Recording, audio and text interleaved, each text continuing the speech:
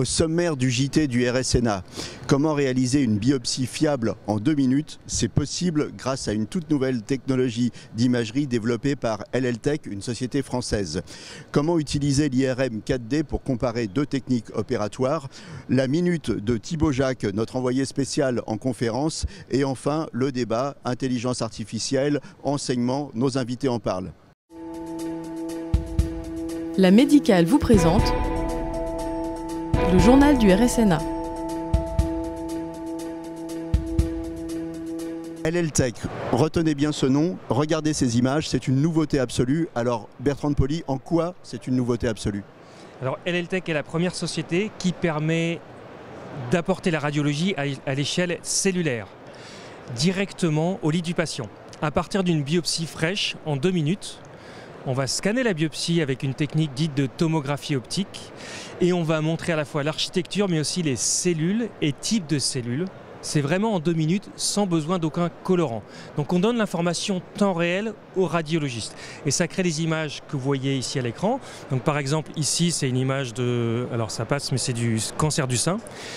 Et on arrive à identifier les cellules, notamment cancéreuses, des cellules immunitaires et des glandes normales. Donc on revient sur les avantages. Premier avantage, premier bénéfice, bien sûr, c'est le gain de temps. Le gain de temps, c'est temps réel. Ça permet au radiologue de prendre sa décision. Par exemple, il a fait une biopsie, il sait tout de suite s'il a assez de cellules cancéreuses dans la biopsie.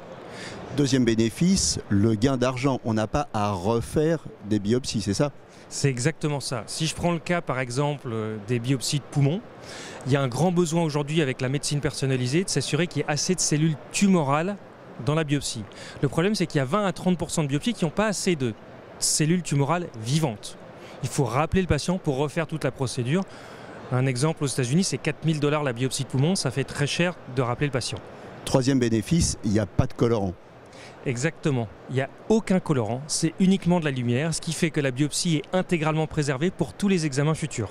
Comment ça marche? On va voir ça tout de suite. Concrètement, le radiologue va prendre la biopsie, va la mettre dans une cassette à usage unique qu'on va glisser dans l'appareil.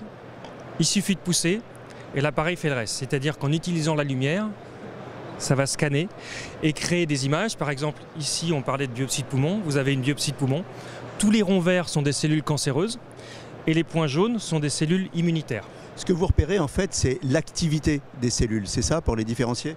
Absolument. On est capable de capturer, à travers d'un film tomographique à très haute vitesse, 300 images secondes, les mouvements à l'intérieur de la cellule, en particulier les mouvements des mitochondries.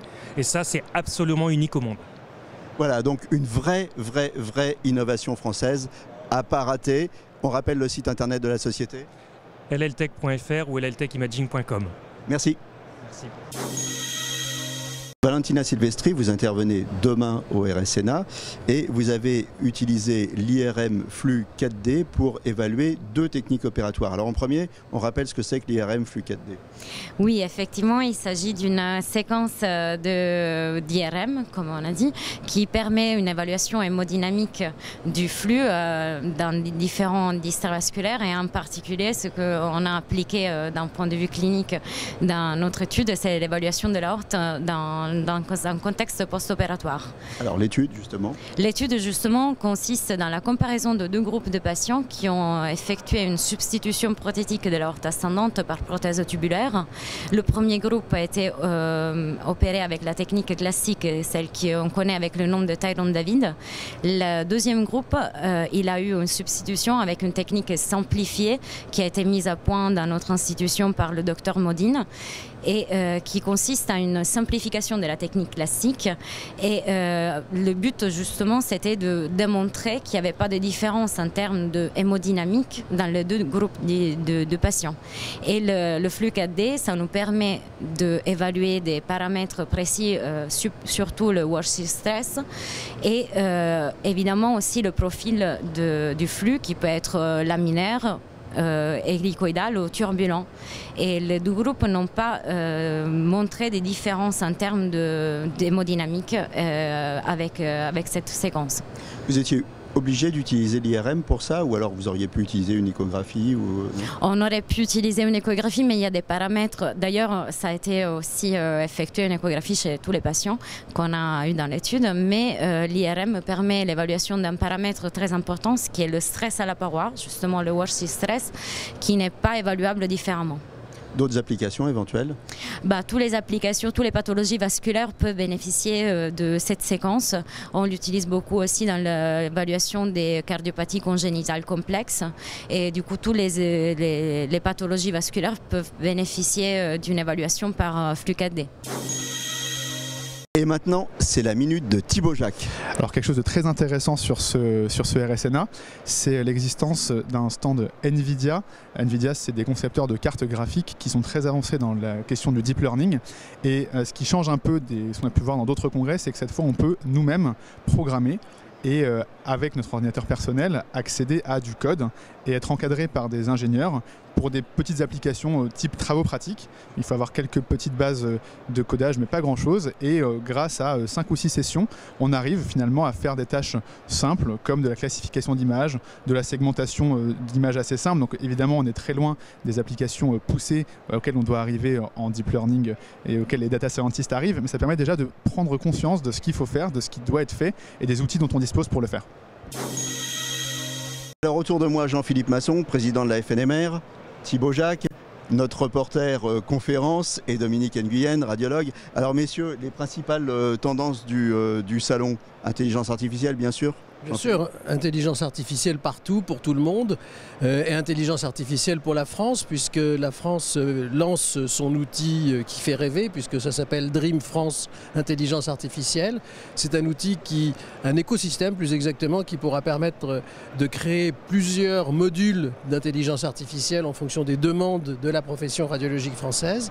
Et cet outil a été remarqué par les Américains, puisque ils ont compris le jeu de mots, Dream. Ils ont compris parfaitement le jeu de mots, et l'ACR m'a demandé d'intégrer leur groupe d'intelligence artificielle.